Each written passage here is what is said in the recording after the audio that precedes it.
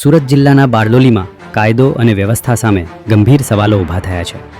Civil કોર્ટની પાછળ અને પોલીસ સ્ટેશનથી માત્ર 500 મીટરના અંતરે વરલી મટકો અને દારૂના ગેરકાયદે ધંધા ચાલી રહ્યા હોવાના આક્ષેપો વચ્ચે એક વિડીયો વાયરલ થયો છે.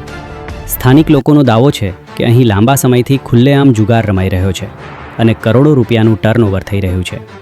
વિડીયો સામે આવ્યા બાદ લોકો પોલીસની કામગીરી સામે સવાલો ઉઠાવી રહ્યા છે. જો કે વાયરલ વિડીયોની સ્વતંત્ર પુષ્ટિ હજુ થઈ નથી.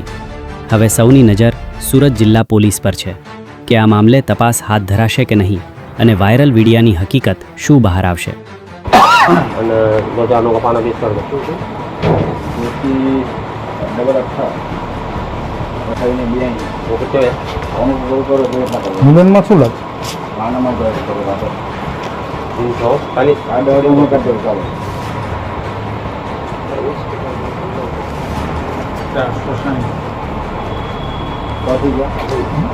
મિલનમાં